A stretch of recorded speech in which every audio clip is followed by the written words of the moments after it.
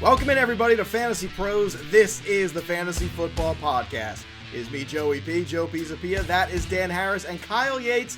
And, of course, it's you. And today we're doing a half-point PPR 12-team mock draft because we love to mock. We just can't get enough of it. We know you're heading into some drafts on Friday night, Saturday, Sunday, probably on Labor Day as well. This is the mock draft weekend. This is the real draft weekend. This is where everything happens, and we're here for it. We hope you are too, whether you're listening over on our many opportunities to get our podcast. And of course, you can watch the draft board unfold on YouTube in real time live. And of course, see our handsome faces and glorious reactions to the snipes and the picks and the disappointments all in between. But you got to subscribe to the YouTube channel while you're there and click that little notifications button while you do. Kyle Yates, we've done a lot of mocks. This feels like it could be the last mock of 2021 when you think about it. It's a little bittersweet almost. That's what I was going to ask, right? As we started off the show, I was like, is this actually the last mock draft that we will do? Because this is the calm before the storm. We are heading into draft weekend and then NFL games on Thursday and next week. So, I mean, we get into week one, like advice and everything like that right after this. So last mock of the off season. That feels crazy to say. Interesting choice of words before the storm. Dan Harris, it's been storming here literally and figuratively in my town for a few days now. The ballpark 10 minutes from my house was literally underwater. I don't know if people saw that. So yeah, storms, both real and literal, figuratively, all of that has been a very big reality for us lately. But it is kind of weird. We've done so many of these to think that this is the last one. It is a little sad. It's very bittersweet. That's not a joke. I mean, I love the full season. I'm so excited to have real, actual football to watch in less than a week at this point. But yeah, man, draft season is awesome. Like, this is the best part of it, right? Everything. And I have, obviously, you guys know, in Discord, FantasyPros.com/chat, I have done basically a mock draft. I was about to ask, what are you going to do now? What are you going to do? Can I tell you? This is not a joke. They asked me, can we continue to do this up until the season? I was like, all right, so every night at between 9 and 10, we're going to continue to mock. And to be fair, my last draft is Wednesday night at 8:30, so I still need to practice. So I'm very cool. But for all of us, this is our last one for the podcast. Very sad for me. It is. But look, we're going to leave on a high note because that's what we do. We got all the grades ready to go, too, so we'll see how that all runs. Once again, as half-point PPR. We're doing the regular old single quarterback as well, just in case you're keeping score at home. And before we get into it, I want to remind everybody, because you got all those drafts, look, this is it. FantasyPros.com/draftwizard is where you can get the draft assistant with sync. It syncs up to your draft in your home league. It doesn't matter if you use Yahoo, ESPN, NFL, CBS. It doesn't matter. All the interfaces lock up to the draft assistant. That way you can get all of the great insights that go on during the draft. As Dan and Yates have said, they don't do a draft without it. So if it's good enough for them, it's good enough for you too, for God's sakes. But seriously, this is the way that you continue to dominate your leagues, by having things like the draft assistant. And in case you're wondering and saying, well, how do I get it? Oh, I have to upgrade my subscription at Fantasy Pros. Well, we got you covered there too. Because although you can only have it if you're an MVP or Hall of Fame subscriber here, that is the draft assistant. If you go to FantasyPros.com/offers right now, just pause the podcast, go there to FantasyPros.com/offers. All you got to do, make a $10 deposit on one of our partner sites. That's Yahoo Daily Fantasy, Underdog, FanDuel, DraftKings. Enter a contest. Claim 6 free months of our Hall of Fame package. That's a $65 value for you depositing $10 and playing more fantasy, which we all know, don't lie to us, don't lie to yourself, you're doing anyway. Go to FantasyPros.com/offers, get that $10 deposit in there, go get into one of these contests, get your 6 free months, get the draft assistant, and get to winning, right? I mean, boys, this seems like such an easy thing, and it seems like we're laying it out there. I just want everybody to have nice things, Dan. The best part about the $10 offer, which is amazing, and it's 6 months, so that's your entire football season. The whole thing! By the way, it's not like you're even necessarily paying $10, because all that is depositing it and playing in a contest on one of these sites where you probably will be able to win it back if you listen to us, of course. So it's basically free if you do it right. That there's really no reason not to do it. And I had actually a friend, true story, in our town who is a Fantasy Pro subscriber. He must not listen to the podcast enough, but he didn't even realize it. And he was like, I have a draft in ESPN. I haven't really been paying that much attention. I was like, have you used the draft assistant yet? And he was like, no. And I very quickly, right before his draft, I walked him through it. He did it. And ESPN, you have the Chrome extension. You can draft straight from the assistant. And he got the highest. He said everybody was like lauding his draft, and he was like, I feel like a fraud. And it's like, don't apologize. You're fine. And he loved it. It's amazing. We put all the work in so you can look cool in front of your friends. There you go. There's the tagline right there. All right. We are ready to go here. We've taken our draft spots today, so no more randomizer. Dan Harris is at 2. Kyle Yates is at 6, and I am at 10. So we've spread out a little bit. Unlike the other day, we're not going to have a 3-second clock the way Dan put out there. So it's going to be a little longer. So I'll have more time to break down the picks and also a little time for us to break down our own picks, let alone the ones that go after us. So we assume that Christian McCaffrey will go off the board here with the first pick. That means Dan Harris, you've got a decision to make. Is it Dalvin Cook? Is it just that easy? Or do you want to shake things up here? It's just that easy. I mean, it's easy in any format. There are 2% of experts who would take Cook over Christian McCaffrey. I'm hoping for that when the draft starts. Darn it was McCaffrey. I am going to take Dalvin Cook. There's not much to discuss here. Is the obvious number 2 pick. All right. After that, the board unfolds and shows itself. We have Ezekiel Elliott, Derrick Henry, Alvin Kamara, and now Yates. You are on the clock. Yeah, so one of the benefits here with the mock draft wizard is that you can input in cheat sheets with custom rankings. So I have done that with my own rankings. So I've got those pulled up right here. So I've got Saquon Barkley sitting at number 6 overall. I've got Aaron Jones at number 8 overall. Those are the 2 guys that I'm considering here. I could go Devontae Adams as well, but that's just typically not how I build out my rosters. So Saquon Barkley looking like he is going to be back for week 1. At this point, it's trending that direction. I'm going to take a little bit of a leap of faith here, guys, and I'm going to go with Saquon Barkley here and see how this plays out. So at the 106, Saquon Barkley. I like this. I support this decision. I have a lot of early draft shares of Saquon Barkley where everyone was so panicked about him. It's a long season. Nick Chubb goes next, as he should, and that, of course, upsets me. Jonathan Taylor, Aaron Jones. So now it is to me. Oh my goodness, Austin Eckler staring me in the face, and I don't know what it is. I just can't do it. Something is wrong with me. Something that's built inside me is just wrong, so I'm going to do something totally different for a change. That's right, it's the last mock draft. Let's have some fun. How about Travis Kelsey? Let's go. Let's start something different. We did all of these running backs in a row, and guess what? I just got the big flex muscle from the draft wizard. Experts say that was the best pick on the board, so I went and did that. Gonna see what happens. Typically, this is not what I do. I go running back heavy. But you know what? It's perfectly fine. It's fine. Devontae Adams, Stephon Diggs go next, which I love because Austin Eckler then at the turn, Tyreek Hill next. So all the running backs are back to me. So I'm feeling really good right now about this scenario. And the running back that I almost took anyway is still there. I have the best of both worlds. Give me Najee Harris and get out of my way. I just feel really good about that 3-down back, that workhorse back in Pittsburgh. Joe Mixon goes next, then Patrick Mahomes at 205, Calvin Ridley 206. Back to you, Yates. So one of the things that Dan and I have talked about all offseason is at that 10, 11, 12 spot, the guys that flip, right? Najee Harris is in there, Antonio Gibson is in that conversation, and Joe Mixon. And depending on the day that you ask us, it's either Antonio Gibson is higher or Joe Mixon is higher. And I have been constantly just flip-flopping these guys. So at the 203, right after Joe took Najee Harris, I was like, all right, I'm going to have maybe Joe Mixon fall to me. Joe Mixon goes at the 204. Antonio Gibson is still here on the board. So to start my draft with going Saquon Barkley and then Antonio Gibson, these guys scream upside at the running back position. So Antonio Gibson here to start off my team with 2 running backs. Love this strategy. Love the way that this plays out. Getting Antonio Gibson at the 207, I feel like that's a great value. It's a phenomenal value, Yates, and the fact that typically what I would do is take Najee Harris and then Gibson, but I'm trying something different. I want to try this Kelsey thing, see where it goes. I'll probably be miserable after the fact, and then I can join Dan in the Loser's Lounge because he's always miserable too. DeAndre Hopkins next, Clyde Edwards-Helaire, Justin Jefferson, Dan Harris. You've started with Dalvin Cook. Where are you going for your second pick? Before I make my pick, I want to ask Yates, you said you're using a cheat sheet with your own rankings, right? Mm-hmm. Is that it? Which, by the way, everybody can do. You can create now a cheat sheet with just one expert rankings as long as it's one of the FantasyPros experts. Yates, what about if you've changed your rankings since that you made that cheat sheet?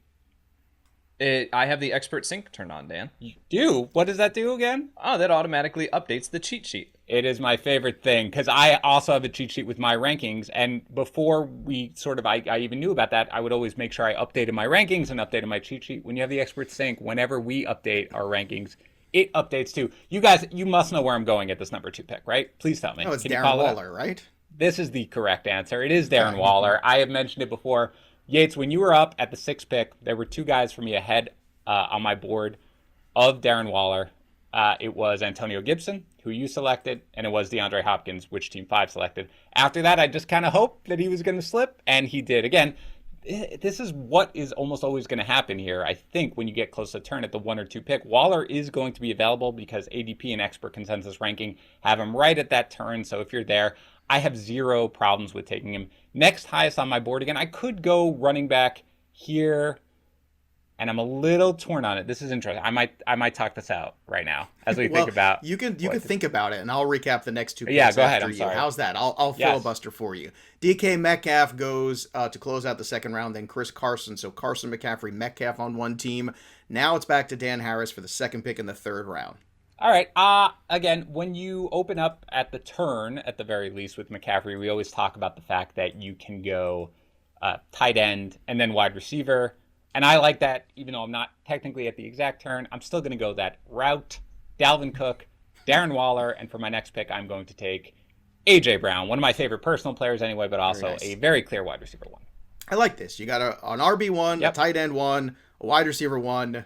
You're well above in terms of relative position value to start your team. It's a good thing. Team 3 then takes Terry McLaurin right after. Josh Allen goes 304. Allen Robinson 305. Yates, you are on the clock after your 2 giant running back picks back to back. Yeah, so one of the reasons why I love going running back in the first 2 rounds is the available wide receivers here in the middle of the third round. I'm looking at guys like Keenan Allen, CeeDee Lamb, Robert Woods, who are respectively 12, 11, and 13 in my rankings. So I'm going to go with the highest guy in my rankings here at the wide receiver position. I'm going upside in this draft, guys. Antonio Gibson, a little bit of a swing for the fences. Saquon Barkley, the upside is there.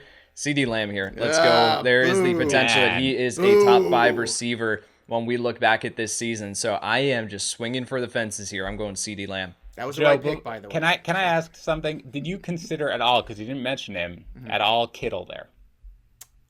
Where? Yates. Yeah, I'm asking me? Yates. I'm sorry. Yeah, Yes, Yates. Sorry. At Joe. that pick. That's okay. I'm sorry. My bad. I said Joe. Sorry. Can I interrupt?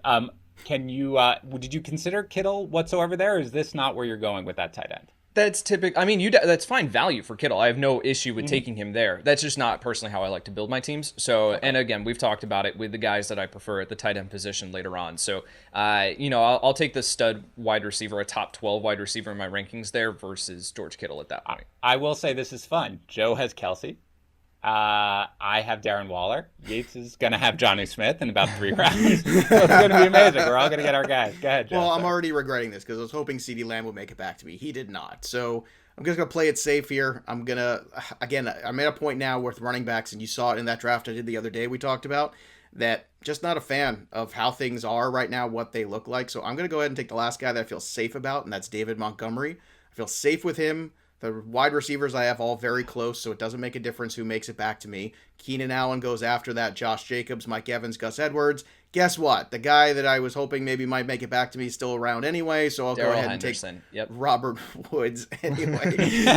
so there you go. Not Daryl Henderson, but this is the thing. It's like you fade through and then you're in the full PPR. I think that you could start to look at who can step up and be an RB2 as opposed to who are the guys who are ranked as RB2s. I just think it's better investment right now. After Montgomery, that drop-off is significant for me. So, literally, right as soon as you get to Jacobs, I'm already starting to panic a little bit. And Montgomery might not be special, but at least I believe in the workload. I believe in where he is, how he's going to be used. After I take Robert Woods, Chris Godwin goes, Tyler Lockett goes, DeAndre Swift goes. Yates, you are now on the clock. Tariq Cohen landing on the pup certainly helps give a little bit of a boost there to David Montgomery. I know that we're going to have Damian Williams involved as a receiver, but he's not going to be as involved as Tariq Cohen would be. So, yeah, I think David Montgomery at that point, perfectly fine value. So here at the 407, I am looking at a running back. He's right here at the top of my board. That is Daryl Henderson. I'm going to take him here to just load up on the running back position. Again, I've talked about him as having insane upside this year and still someone that I'm a big believer in. And you're seeing guys like DeAndre Swift go above him, Gus Edwards, and Josh Jacobs particularly. Josh Jacobs' schedule is brutal this year. Like, to start the year, absolutely insane. I'm not taking him this year. So Daryl Henderson, I think, has the upside here. Week 1, he gets Chicago, so it's a tough run defense. He's probably not going to pop off the way that a lot of people think that he could, but I think that season long, he's a really, really smart investment to be my RB3. Amari Cooper goes next. Deontay Johnson, one of Harris's favorites, is no longer available. He goes at 4-9. 4-10, Kyler Murray. Dan Harris you're on the clock for 411. The first thing I want to say is that what I really am enjoying, and the fact that this is our last mock draft podcast and video, is that this is atypical, right? Like Patrick Mahomes went in the second. And again, right. the reason why I like the simulator, again, is because it's basically the artificial intelligence is all based on various experts' rankings. So you have no idea. Josh Allen went early, in the third. I personally, for both of you guys, if I were at either one of your picks, I personally would have taken Keenan Allen. I'm just putting that out there, but he went after that, which is totally fine. If it had been full PPR, I would have done the same. But then in half, I still want the touchdown equity. I do have Keenan Allen ahead of CeeDee Lamb still in my ranking, so that's what I would have done. So for right now, I'm sitting here and I'm at a little bit of a crossroads. Thankfully, Team 1, it's artificial intelligence, so hopefully they can't hear me. There's one running back, which I kind of like. Team 1 has 2 running backs. I'm going to bank on him not taking him. I'm going to take Julio Jones, a guy that we haven't talked about very much, and he is the next highest receiver on my board. Titans wide receiver stack. Look, you can't go wrong. Hey, I've done it. I did it in the flex league because Julio lasted to the 7th round or something absurd, and I was like, well, do I price enforce with talent and worry about or do I worry about the bye weeks? And I'm no. I'm going to go ahead and price enforce with talent. And Julio does the talent. If he makes it back to you in a place he shouldn't make it back to you, take the talent, worry about it later. And there's going to be some days where both of them eat. It's going to be okay. Don't worry. That's like saying, oh man, I don't want Calvin Ridley and Julio Jones because they aren't good together. Well, of course they can be good together at the same time. We saw it happen. It can happen. Evans and Godwin were good together over the same season. So I'm not worried about that. I think that's the right thing to do, Dan. Cooper Kupp, then Adam Thielen go next. So you were right. No running backs. You roll the dice, and it worked out for you. I am tempted here because, again, it's a 3 wide receiver league. I am tempted to take DJ Moore, which was basically a coin flip for me. And he is technically the next highest person on my board. But I'm looking at my cheat sheet and I'm looking at my tiers. And for me, there's a drop off. You guys probably know where I'm going right now. It's Mike Davis. He's a guy who I feel very comfortable getting, especially as basically one of the last RB2s on the board. I really didn't feel that comfortable with any other running back left. I gambled. Team 1 went wide receiver. So I feel very happy about the way that played out. JJ Zacharyson had the greatest tweet ever about the whole Wayne Gallman signing, which is if you have Mike Davis, you think pretty good about yourself that you have Mike Davis and you believe in it. And if you don't have Mike Davis, then you think pretty highly right now of Wayne Gallman. And I thought that was very zen, and I think that he absolutely nailed it. Look, Wayne Gallman is a decent running back. He had some moments for the Giants last year, but I'm not going to go crazy with Wayne Gallman just because he just signed right before here after he got cut. I feel like a guy who we have been trying to talk ourselves into whoever is backing up Mike Davis, right? For the entire offseason. Kadra Allison, look at this. This is going to be great. No, the fact that they signed a guy who was just cut, by the 49ers, it doesn't worry me personally at all. I just have zero concerns right now, especially as we've talked about Yates early in the season with Mike Davis. And Kyle Pitts goes right after at 503. So there's your 5th round Kyle Pitts. T. Higgins, 504. DJ Moore, 505. 2 very good values there. Kyle Yates, you are on the clock for 506. I'm going to go with I wanted DJ Moore. He went one pick before me. But I'm going to go with my next highest ranked wide receiver here. That is Odell Beckham Jr. I've got Chase Claypool right behind him here. Odell is not a player that we've talked a ton about, but Brett Coleman, who I actually just had on the Dynasty podcast on his YouTube channel, he did an excellent breakdown of what happened last year with Odell Beckham Jr. in Cleveland. And it was a fantastic breakdown, and it gives me a ton of confidence in drafting Odell this year for who he can be. Now, we have the injury concerns, right? That's always going to be hanging over OBJ's head. But as my wide receiver 2 that I got here in the 5th round, and we've talked about it all offseason, the value at wide receiver that I can kind of stack later on. Again, going for the upside here with OBJ, I'm not that worried about him and his fit here in Cleveland. I think that he's in for a big year.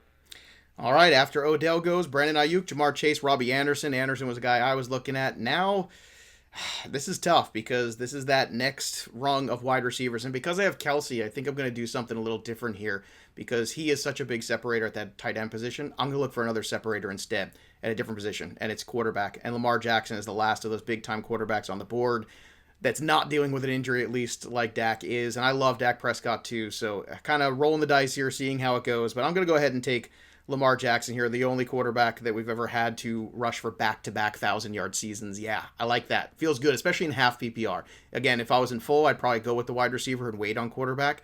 After that, TJ Hawkinson, Javonte Williams go. I'm going to continue to fade wide receiver here a little bit because I got to tell you, these guys is very tough for me. I feel like everybody left is a wide receiver 3. So if I'm reaching for a wide receiver 3, why am I even bothering? It's very difficult. The one guy is Jerry Jeudy. Could potentially take him here. Looking at some of the other options here, I'm going to go ahead and take the running back that I keep talking up, and I'm going to go ahead and reach for Trey Sermon after Javonte Williams goes, because I don't think he's going to make it back to me. In terms of the depth there at wide receiver, I'll figure it out later. There's some names we all know that I like a little later. So I've only got one wide out, but I've also got Travis Kelsey, so I'm going to play it this way. Chase Edmonds, Brandon Cooks, Jerry Jeudy goes in this round, of course, a couple picks later. Yates, you're not a fan of my Trey Sermon pick? No, that was, I love the Trey Sermon pick. I wanted Jerry Jeudy. So I got sniped on both ends. I got DJ Moore going with the team 5, and then team 7 on the way back. The bots are strong in this one. Jerry Jeudy. Freaking. All right, here we go. I'm going to go. All to yourself, yeah. The guy that I was talking about and debating between Odell Beckham Jr. at my last pick is still here, and that's Chase Claypool. I think that he has insane upside this year in this offense. I think that we are going to see a ton of 2 wide receiver sets, and Chase Claypool is going to be starting outside. I think Juju Smith-Schuster is the odd man out, and Chase Claypool showed out last year. And if we are believing in the second-year leap, then I've got to take him here in the 6th round. So Chase Claypool to be my wide receiver 3. I'm loving this start. I think it's an outstanding start, and I can't believe you got the guy coming back to you all the way that you almost took over Beckham. So that's when you know everything's coming up Yates in a draft. Dak Prescott, 608, then Myles Gaskin, 609, Cortland Sutton next, right before Dan Harris is now up for a pick. That was kind of an annoying run because I was actually thinking I was going to take Dak here, Joe. And look, this is, we've done a million of these, so it's fun to try out different strategies. And I am feeling more optimistic about Dak. He's obviously going to be ready for week 1. I could see the first game being a little rough here, especially against the Bucs, but if he can survive that, I would be happy with that. And I think he certainly, obviously, probably has top 3 quarterback potential, but he was taken, as you mentioned. So I was going to pivot to the actual Denver wide receiver that I am drafting first, and that would have been Cortland Sutton, but he was just taken. I was hoping Chase Claypool might go, so this is just going wrong. So instead, what I'm going to do is, I have 2 running backs, Dalvin Cook, Mike Davis, not the strongest. I'm going to take a pretty unexciting running back who has moved up my board significantly, and that is Damian Harris. I just did a very brief preview. I can't remember what the stat was, but it was some ridiculous stat about the number of rushes inside the 5-yard line. It was like 17 rushes last year for Cam Newton inside the 5 and all the touchdowns, and how all Patriots running backs combined got nothing. Those inside the 5-yard line carries are going to go to Damian Harris right now. So as an RB3, even a half PPR league, I feel fine about that. Stevenson's going to get more than people think. I'm just putting that out there. Yeah. But Damian Harris is going to get more than we have previously had projected. So I think that's kind of the balance you have to look there. Look, I already had Harris because I already thought that there was going to be a quarterback change sooner than later anyway, so I was confident drafting him. So if you drafted Damian Harris early as a RB4 or even later in some of these 10-team leagues, you did well. Devontae Smith, Aaron Rodgers go next. We're turning around the 7th round. Rodgers, the first pick of the 7th, is now back to you for 702, Dan. Yeah, and here I'm probably going to go with a wide receiver, and it's not somebody that I feel super excited about drafting. We just talked about it with the Steelers, but I do think that Juju Smith-Schuster has gotten a little bit too much hate coming in. I know Yates is pretty fading him and has made the case pretty adequately for certain, but I'm a little more optimistic on him. Pretty adequately. Look, that's as good as I'm ever going to give you. You should be very happy with that. But for me, I still think that Juju is a wide receiver 3. I'm not going to talk about the other wide receiver that I might have taken because I think there is a chance he makes it back to me, but it was between Juju and another wide receiver, and I opted for Juju, who I projected slightly higher. Some more Dan Harris favorites. Raheem Mostert goes. Logan Thomas goes already in the 7th round. Look at that. I'm out. My goodness, you have single-handedly destroyed the value of Logan Thomas, Dan. It might be me that is one of the artificial draft. This feels like the Dan Harris bot to me. I can just tell you. Kareem Hunt goes next. Kyle Yates, you are on the clock. Yeah, so I've got 3 wide receivers. I've got 3 running backs here. So now I'm looking at taking advantage of the running back position before it dries up, before the depth just completely goes away. So Melvin Gordon, we talked about Javonte Williams. We think that Javonte Williams is absolutely going to have a role in this offense. He's a very, very talented running back, but I think that this is still going to be a split here. So with Melvin Gordon as my RB4, I've got a little bit of risk with Saquon Barkley. Like, I will acknowledge that, right? There is some upside to him, obviously, but there is still some risk baked into it. So to have a safe option, a guy that I feel like is going to have a role all throughout the year that I won't necessarily need to rely on unless something happens to Saquon Barkley or Antonio Gibson, whatever, but I've got that built in here in the 7th round to take Melvin Gordon and at least still feel comfortable with him on my roster. It's a break glass in case of emergency situation with Melvin Gordon. I'm surprised that you're going Melvin Gordon over Ronald Jones, because I know you were so high on Ronald Jones entering into the season. Do you still have that same kind of love for him? Because he was still on the board too. This is one of the situations with the Tampa Bay backfield that I just don't want to mess with. Like, there is absolutely going to be someone that emerges and has fantasy value, but I don't know which one it's going to be. I think it's going to be Ronald Jones. He's the better runner, but Leonard Fournette is still here. Giovanni Bernard's going to come in on 3rd downs. They've still got Keyshawn Vaughn. Like, what's going to happen with this backfield? I just have no idea. So Ronald Jones, I needed a safe option, right? Ronald Jones is someone that if I want to take the upside, then I'll go with Ronald Jones. I'm fine taking the shot with him there. But as far as how I've constructed my team, I wanted the safe option there, which is Melvin Gordon. All right, fair enough. Will Fuller, Kenny Golladay, and then to me, I go ahead and take Corey Davis. DJ Chark goes next, Tyler Boyd, then Michael Gallup at the turn, Ryan Tannehill, and this is exactly what I was hoping for. A plethora of wide receivers that I still really like. And I'm going to go ahead and take, this is tough, because there's 3 that I really like. I don't want to even name their names. I know they boys see them anyway, so chances are I just got to go here. But because I've already gone a little thin at wide receiver, taking a little bit too much risk might be scary here. So I'm going to go with Antonio Brown, who to me is a proven entity, and I'm going to go ahead and take him there. So I ended up with Robert Woods, Corey Davis, Antonio Brown as my wide receivers with Kelsey. Not too bad, and I like the running back depth, and I ended up with a top 5 quarterback. So I'm actually liking this team, even though I was a little worried there for a split second as things were unfolding. It's getting better as we go. Justin Herbert goes right after I select Antonio Brown. Deebo Samuel next. Tom Brady at 806. Tremendous value there. 807. Kyle Yates, you're on the clock. It's a tough decision for me here at the wide receiver position. I've got 2 guys that are back-to-back in my rankings. I'm going to try to play the ADP game and see if one of them, the other guy comes back to me here. I'm going to take Laviska Shenault here as my wide receiver 4. I mean, Laviska Shenault, I had questions about his role. I had questions about his involvement in this offense with Travis Etienne being in the fold here, but now Etienne's out for the entire year, and I think Laviska Shenault steps right into this role here in this offense, a very, very valuable role where he's going to be able to soak up targets over the middle of the field. They don't have a tight end in this offense, right? So you need someone to be that reliable receiving option over the middle of the field. He can create yards after the catch. He's a monster. So Laviska Shenault as my wide receiver 4 is something that I feel really, really comfortable with this year. I was debating Shenault or Antonio Brown. I went with the proven quarterback. That's all. Again, was like, you know what? And it's not that I don't love Trevor Lawrence. I do. But literally just looking at a team's construct, it is so easy to get excited about Laviska Shenault, and you should be, and I am too. But this is where roster construction matters for everybody's watching this and why you make the picks that you make, even when players are really close in terms of your personal rankings. Antonio Brown, at the end of the day, has Tom Brady throwing him the football. I know he's got crowded wide receivers, but then again, so does Shenault. There's options there as well in Jacksonville. To me, Ty always goes with the quarterback. And right now, I'm still going to put Tom Brady ahead, obviously, from Trevor Lawrence. Michael Thomas goes next. Curtis Samuel after that. Ronald Jones finally off the board at 8:10. Dan Harris, you're on the clock for 8:11. I will say that I strongly approve of all 3 of your picks, basically, that just went. Corey Davis was the guy, Joe, that I was debating with. I have it right next to Juju Smith-Schuster. That was the next wide receiver on my board.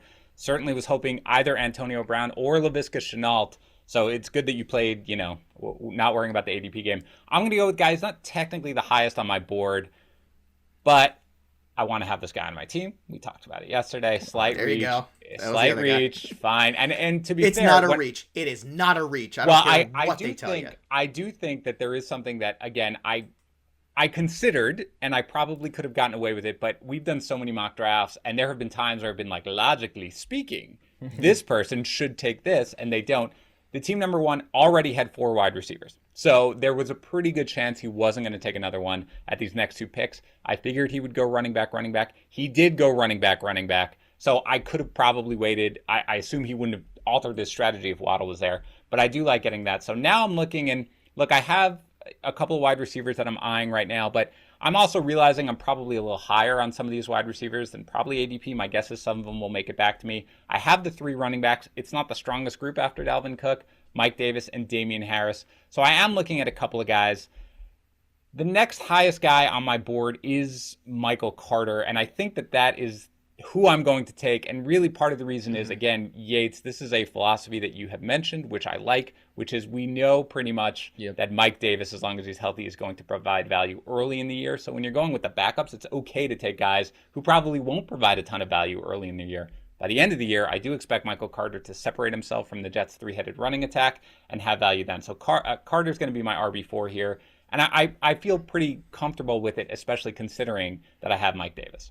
Waddle and Chenault were the two guys I were looking at, so I don't think it's a reach at all. I think that's a really good value, and you're looking at round 8. Look at the kind of wide receivers that are around in that area. That is just tremendous value. The running backs Dan was mentioning, by the way, that were Leonard Fournette and Zach Moss, so absolutely, you take Jalen Waddle, you nailed it. Michael Carter is probably a better investment than the other two backs anyway, potentially. Yeah. Jarvis Landry, Mike Williams, James Conner go next after Dan's pick. Kyle, you are on the clock for 9:06. Let's get the quarterback position taken care of here. And I have two guys here that I am looking at. It's Matthew Stafford and it's Jalen Hurts. I have Matthew Stafford at one spot above Jalen Hurts. So that is where I'm going here. Love Matthew Stafford here in the 9th round. That is the spot where I'm looking to take one of these last two quarterbacks before, and we've talked about it. Once you get outside the top 12, you got a little bit of mystery here. With Joe Burrow at 13, can he get back to operating at 100% right out of the gate? He's got a great matchup in week 1, but I just don't know if he's going to be a guy that I want to go into the season relying on. And then you got Trevor Lawrence and guys like Tua and Baker Mayfield, Matt Ryan. I really don't want any of those guys as my QB1 to start the year. So Matthew Stafford here in the 9th round is someone that I feel very, very comfortable getting my hands on as the last great option in the top 12. Right. I got to tell you, I'm stunned here. Mecole Hardman, Michael Pittman go back-to-back after you. Pittman first, then Hardman. Marquez Callaway I was going to take right there. He went right before me. I am not happy. Team 9 and I are going to have words after this draft is over. So right now, the wide receivers I'm not happy about. So I'm going to go ahead and I'm going to take another running back because I've been doing this the whole time. I keep taking shares of Jamal Williams because I feel like he's already got a role in the offense that could only potentially grow over time.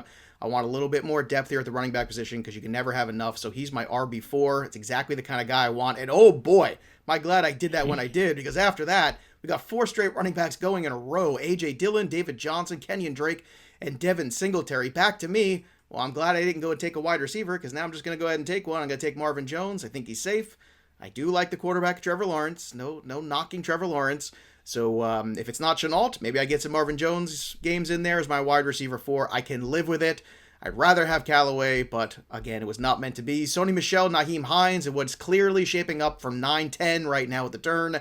It's time to get the running back depth. At least it would appear so. So Kyle Yates, are you going to follow suit or are you going to buck the trend here? I've got the safe option with Melvin Gordon as my RB4. I'm going to go with the upside here, and I'm going to keep this guy on the bottom of my bench. And if ever something happens to Ezekiel Elliott, I have a potential league winner, Tony Pollard here, running back for the Dallas Cowboys. Here at the 10:07 to be my RB5 to pair with Saquon Barkley, Antonio Gibson, Daryl Henderson, Melvin Gordon, and Tony Pollard. This is a philosophy of just team construction, right? I've got some upside there with my top 3 running backs that I grabbed in the first few rounds. Then I've got Melvin Gordon, who I've talked about is just kind of this safe option. I know what I'm going to get. I can plug him into my lineup if I need him. And then Tony Pollard is that league winner here. So especially now from rounds 10 on, the running back position really is just kind of gross. So I just want to be able to grab that last RB5 on my roster. And then from here on out, I can take tight end and wide receivers and stack up these guys. You know what's fascinating too? I was somebody who didn't take a lot of Tony Pollard earlier in the year, and then I realized, well, if I'm hating on Zeke as much as I am and so worried about him, then why am I not taking more Tony Pollard? He already had 100 carries last year. He could probably get 150 easily this year, even if Zeke was healthy. But what if he's not? Like you said, it's a league winner. I think in round 10, look, it was between Williams and Pollard. If Williams was off the board, I would have taken Pollard where I was at instead.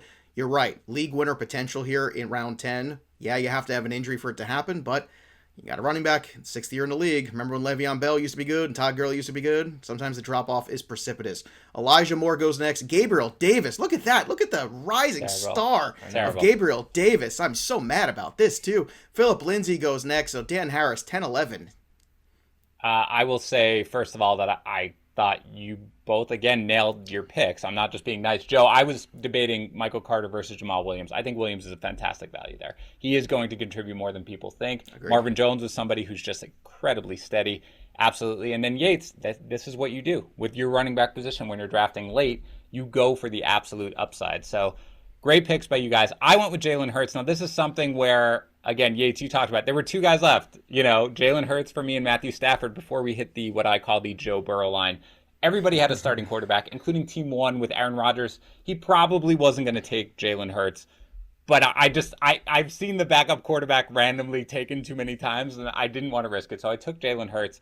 Very happy. He's my 9th-ranked quarterback, so I'm happy to get him as the QB 12 here. The running back situation is not fantastic right now, so I am going to take a guy who I'd actually like to hear your thoughts on, guys. He's a guy who's higher than me. I'll probably get a little bit of a reach alert as I take him, but I'm going to select Jacoby Myers. I did not get the reach alert. I'm fine.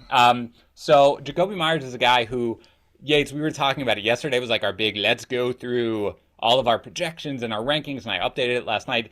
Thankfully, my cheat sheet automatically updated, of course, with my own rankings. And Myers was by far the next guy on my board. And frankly, I could have taken him the last turn I had because I have him that high. So very happy here to get him as my wide receiver 5.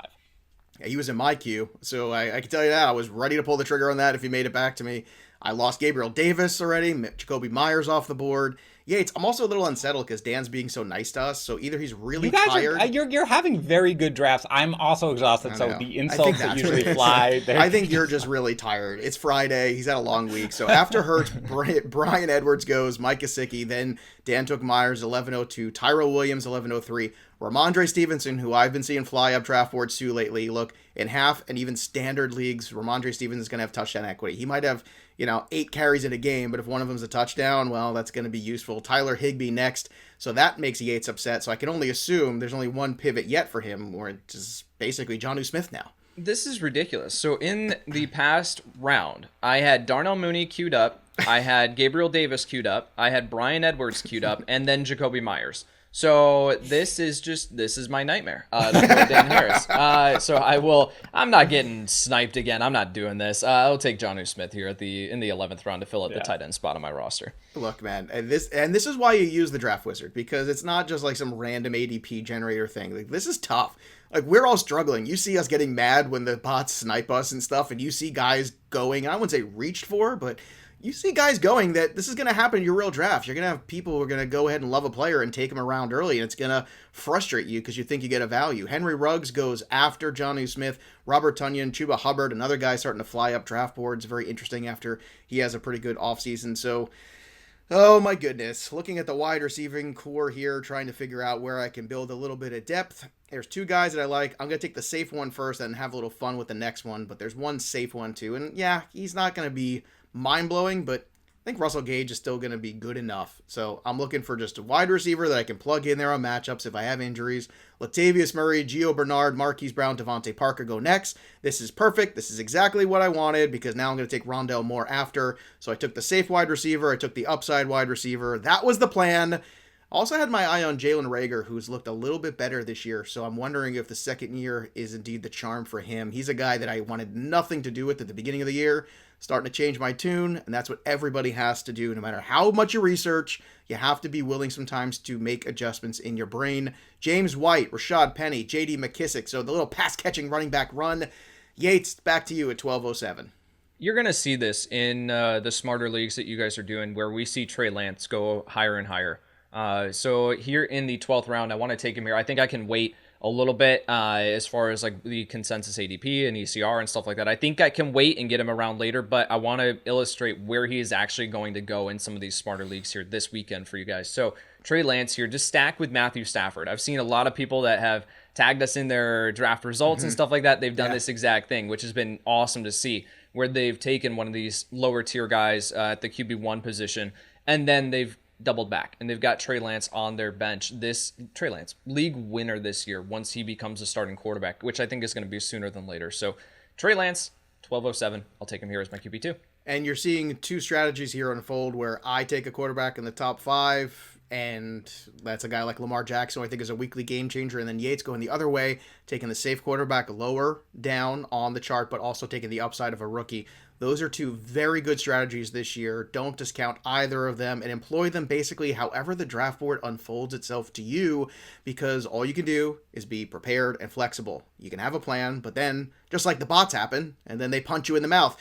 let's see if these picks punch Dan Harris in the mouth. Alexander Madison, Tevin Coleman, Kenneth Gainwell. Gainwell's an interesting pick here, too. Nice value in round 12. Dan Harris, you are up next. This very much punched me in the mouth. And Trey Lance would not have made it back to you, Yates. So you did the absolute correct thing. I was going to take him because I think having that kind of upside quarterback, I want him everywhere. But Rager is not without... not Rager, I'm sorry. Jalen Hurts. Sorry, Joe, you just said Rager. Jalen Hurts is not without risk, as high as I am on him right now. The options here are bad. I really wanted Alexander Madison. I am instead going to take Tyson Williams, who, nice. Again, I think that there is going to be another running back in there that's going to factor in. And it's funny, Team 1 took Daryl Williams. Everybody is doing this correctly, by the way, right? This is what you do with your late round picks, necessarily, that you want to get these running backs that are either high-end insurance policies, or at least somebody that you feel like is going to contribute and adds on, even if it's a little bit lesser of that ability. Now, for right now, the options are pretty barren. There's a guy that I like that you probably both know, who I am assuming is going to make it back to me, given where I have him on my board. So I'm going to do something a little bizarre here. I didn't get Trey Lance. I could take Justin Fields here, but I'm actually going to go with Joe Burrow. And the reason is, I don't want Joe Burrow to be my starting quarterback, okay? But if he is somebody who he looks physically okay, it's mostly a mental thing. If he is somebody who takes 4 weeks or something to find his sea legs and get going, the upside is there with Burrow for sure, especially given his wide receiving core. He could be a stud. I just don't want to be relying on him as my primary guy. So for me, when I have a guy like Hurts, who I like a lot and I target, but who clearly comes with some uncertainty, I'm going to take the backup here. Again, I would have taken Lance, but to take Burrow this late, I really feel pretty decent about that, pairing that guy with Jalen Hurts. All right, I've written down on a Post-it note what I think Yates' next pick is going to be. Oh. It's already written down here. I'm not going to reveal it yet. This is on the YouTube channel. You can see it. So I'm going to go ahead and... I don't know what my next pick is going to be. I think I do. We'll see what happens there. So after you took Tyson Williams, which I absolutely love that pick there, Williams, Noah Fant, Joe Burrow, Nelson Aguilar, Terrace Marshall, Malcolm Brown, Kyle Yates. Let's see if you disappoint me or not. I'm looking at the wide receiver position here, and once you get into this range, you're looking at guys who may or may not have a role as a starter in their offense. So, I'm looking at a guy who I know is going to be a starter out of the slot.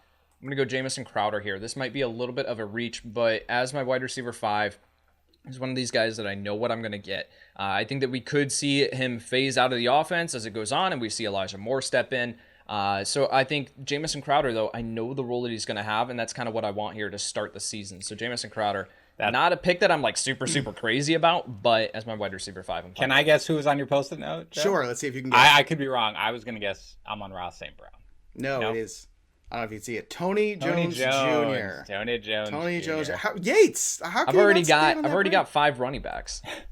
Yeah, but still, that's your boy. You got to take your boy. All right. Well, you know what? I'll go ahead and take your boy because I can always have some more running backs. So I will go ahead. I thought for sure that he was going to be there in the last round. Well, you thought wrong, my friend.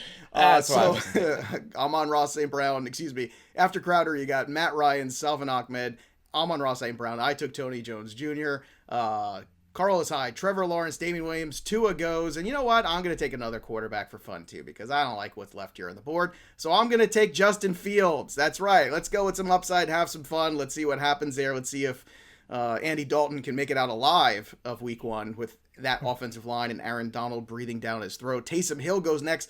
Gronk goes after. Cole Beasley goes. And then Yates is up next at 1407. This is my last pick of the draft. So I've got my final bench spot here.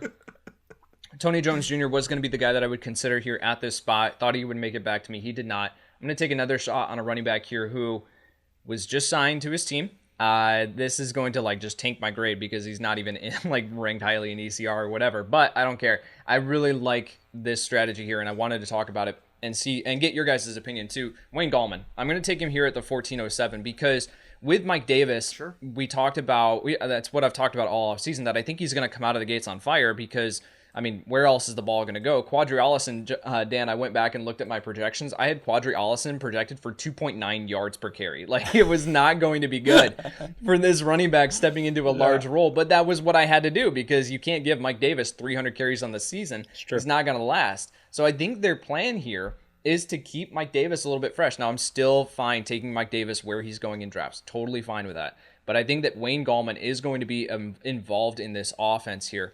And it's Cordero Patterson is the only other running back on this roster. It is Mike Davis and Wayne Gallman.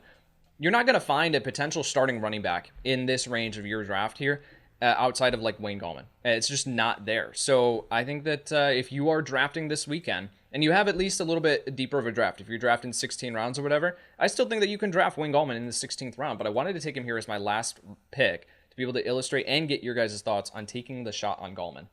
Well, I don't know if you can wait that long because I think people have really talked about Gallman now. So if you're in a league with a defense and a kicker and stuff like that, and you want to take them ahead and then Gallman in the last round, I don't think necessarily you can get away with that from what I've been seeing. Dan, what do you think about that? Because you are the Mike Davis owner, I believe, in this draft. So I am. How dare you? Shade at you. Yeah. I don't understand. Realistically, like I've seen the talk about Wayne Gallman as well, and certainly he's the primary backup at this point, so you have to take him. But I don't understand. Wayne Gallman, surprisingly, even though I didn't think he would, was relatively successful last year filling in with the Giants, but he was just cut. I don't understand where it's like, okay, we don't have any backup. Let's just sign this veteran backup so we can have that on a team that's going nowhere. Why anybody cares about him? I think it's just going to be Mike Davis. So I think he's totally fine to take as your last round pick. You guys should know where I'm going with this. My wide receiver philosophy is they don't all have to be home runs, is basically how I say it. So my last pick is my guy, Emanuel Sanders, who I will take very happily as like my wide receiver 1,000. Staying on brand. It's amazing how much you like a player who is free all the time. I mean, maybe that's why you like him. You just like free stuff. That could be it. Yes. The grades are in here. I, of course, got a C+ because the draft wizard never cares for me. 77 out of 100. Dan Harris, how was your grade?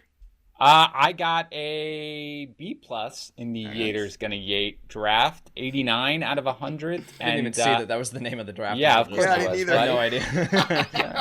I try to do nice things for you guys. You don't care. I am projected to finish 4th, 2 points out of 3rd. So that's fine. But again, not terrible. Not a terrible draft. You are projected at 981. That is 4th place. I'm projected at 8th place. Very disconcerting at 894. But I'm ahead of Kyle Yates. How did this happen? 884, 10 points higher. Yates, what grade did you get? I got a 75 out of 100. And I knew that was going to happen because I reached on Trey Lance, quote unquote, and I took Wayne Gallman in the last round, who again is like not even on consensus boards yet. So, and he's still listed as a free agent. So I think because this literally just happened. I knew that was going to happen, but I love this team. I mean, Matthew Stafford. Can I run through the team, Joe? Sure, okay. Go for it, baby. So Matthew Stafford at quarterback, and then I've got at running back Saquon Barkley, Antonio Gibson, Daryl Henderson, Melvin Gordon, Tony Pollard, and then Wayne Gallman at the end. At wide receiver, I've got CeeDee Lamb, Chase Claypool, Odell Beckham Jr., Laviska Shenault, and Jamison Crowder. And then at tight end, I've got Jonnu Smith. And of course, I've got Trey Lance and Matthew Stafford at quarterback. Excuse me. So this team is just upside through and through. And this is absolutely a team that I would walk into my normal league with. Like, I'm taking the shot on Trey Lance. I'm getting him onto my roster early. Wayne Gallman is a guy that I wanted to talk about and get him onto my roster. Maybe I can wait a round or two, but I think that he's got upside if something were to happen to Mike Davis. And I think that he's going to be involved in the offense, which you're not going to find for a running back in the 14th, 15th, 16th round of your draft. So taking a little bit of reaches here, but wanted to let our listeners know, like, this is exactly what I would do in my normal draft. All right. And you know what? I mean, I like the team. That's a team that will definitely be competitive. I don't care what kind of grade you got, but I would agree the draft insights are fascinating. By the way, the hot take it came up with for mine under the draft insights is Joe Pisapia of FantasyPros likes your draft more than any other expert. And that is enough for me. Yes, that's all I need. As everybody can see on the YouTube channel, if you're looking, our hot take, Dan Harris of FantasyPros likes your draft more than everybody else. We and stay again, on brand here. That's what we do. But that's just because Dan Harris gave it an A+ with 98. You know who gave me an A+ with a 97? Who? A young man by the name of Joe Pisapia. Oh. Actually liked my draft. This is the first time I've ever seen that. Thank you, Joe. I agree. I did have a good draft. I appreciate it. So you got a 97 from me? I only gave myself a 91 on this draft. I got an A+. I got an A- for myself. I like you more than me. That can't be true. It's true. That simply can't be true. Yates, did I hate your draft? Did I give you the thumbs up or the thumbs down? Hot take, Kyle Yates of Fantasy Pros likes your draft more than anyone else. So at least we're staying consistent, guys. But I amazing, actually do like that, because every once in a while I'll draft a team that it's like, Dan Harris really did not love this draft. And I'm like, oh, it's fair. I screwed that one up then. Yeah, I gave my grade a 96 out of 100. And then Joe Pisapia gave me an 88 out of 100. That's pretty good. I don't know where scale, I don't know where Dan's grade is, but I it doesn't obviously matter wasn't to me, at the so I extreme. don't You care. could pick experts, Yates, on the top right, and pick experts and pick me. I don't care about your opinion, so I don't want. A little mean, but I appreciate the dig. All that good favor is done. But like, that's what I love. You can then really pick it apart. And Yates just said this is exactly what he wants to do. I specifically told you before I started, this is not what I wanted to do. I'm going to go and take Kelsey and see if I can make this work, because there's a lot of people that want to do that, and I want to show them a path to making that work, and I think I did. I think I showed them a path where you got two pretty good, if you take Kelsey first, I ended up with two running backs with Najee Harris and David Montgomery and Trey Sermon as my third running back, so I made sure to solidify a guy that I think has upside to grow as the season goes on, because Montgomery is safe and boring to a certain extent. I have Lamar Jackson out there, so I made sure that if I couldn't get the wide receivers I wanted to get an advantage at quarterback, and I got that. But the wide receivers I think will be fine. Robert Woods, Corey Davis, Antonio Brown. Then Marvin Jones Jr., Russell Gage, Rondale Moore. I've got Tony Jones Jr., Justin Fields on the bench along with Jamal Williams. Again, this is a team that I would absolutely fight with, but once again, if I am down there at the bottom, 10, 11, 12, I typically want to start with two running backs just the way Yates did, because I just think you like your teams better. Dan Harris, let's run through your squad if you may. Yeah, this was not the best draft that I've ever had, but by far, there were some misses, but it's a decent team that I will take. Jalen Hurts is my quarterback, Dalvin Cook, Mike Davis, my running backs. Wide receivers are A.J. Brown, Julio Jones, and Juju Smith-Schuster, with Waller as my tight end.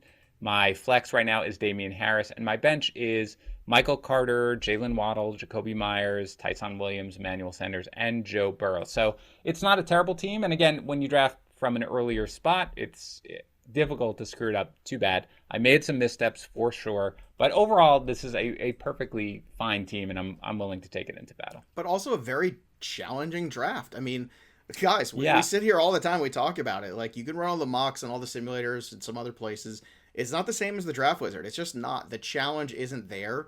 And I think what this does is it allows you to go into your actual draft and with a lot more confidence, because you're ready for when those difficult moments happen. And Yates, we know that inevitably does, but at the same time, the people who are more prepared for them seem to come out better anyway. And I feel like that's what we're doing here. This Wizard really does kind of prepare you for that. And most of the teams people are showing us after the draft are stunningly good lately. Like, all those screenshots you're sending us on Twitter, they are phenomenal. I keep wondering, is anyone else trying? It feels like in some of these leagues, right, Yates?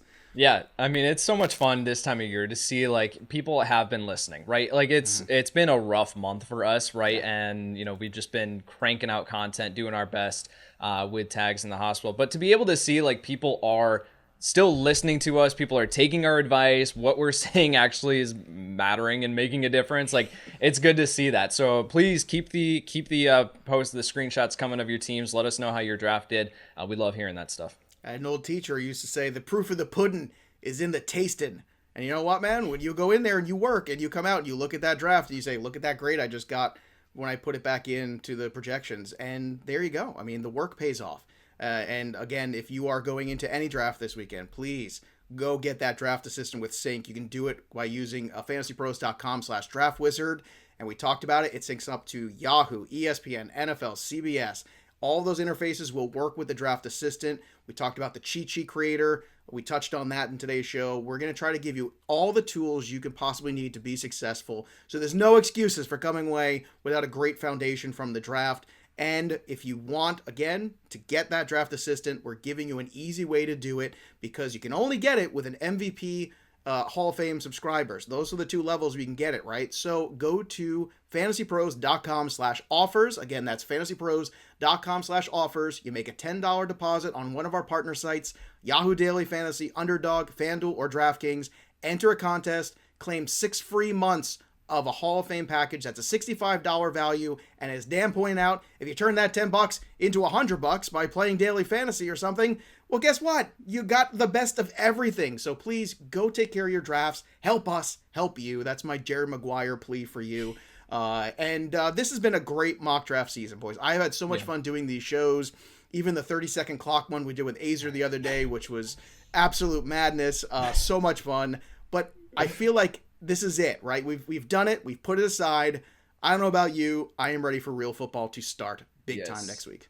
Yes. Cannot wait. I will say, by the way, that in our Discord, fantasypros.com/chat, we do have a Rate My Team channel. So people in there are just constantly posting. So tag me or whatever you want to do. Tag people. Put your teams after your drafts. Put in there. Give you a personalized grade or just a personalized like thumbs up, or in Joe's case, definitely thumbs down, except for this draft apparently. So we can see even after the drafts. Let's still rate them. Let's have some fun. But this was awesome, guys. And truthfully, like, I learned a lot, not just by doing all the mock drafts, but from doing them with you guys and like listening to your process and just working through that. It really has helped shape a lot of how I feel about players. So I thank you. I hope our listeners learned something from it, and I hope they all crush their drafts and get ready for an awesome 2021 NFL season. And Yates, we've had so many great guests on for these mocks too. We've heard some of their strategies. We've got the late or great tight end from Jamie Eisenberg. We've had Jeff Ratcliffe on, who was showing you different ways to approach the quarterback position in Superflex. So no matter what the draft is, we have a mock for it somewhere on our YouTube channel and some podcasts. I guarantee pretty much we've got them all. So go out there and check them out and try to prepare for your leagues. And even if it was a few weeks ago, take the strategy and the concepts and apply it. Yates, any final thoughts today on mock draft season coming to an end? No, just thank you guys so much for all your support. This has just been fantastic to see, like I mentioned, during a difficult time for us. So thank you so much for listening. Thank you for watching, all your support. Let's go crush it this NFL season. That'll do it for us, but the story of the game goes on. For Dan Harris and Kyle Yates, I'm Joey P. We will see you next time, kids. Thanks for tuning in to the Fantasy Pros YouTube channel. Don't forget to check out our featured videos. And while you're at it, make sure to follow us on Instagram, Facebook, and Twitter at FantasyPros, so you can get the latest news and updates to give you the edge you need in your fantasy league.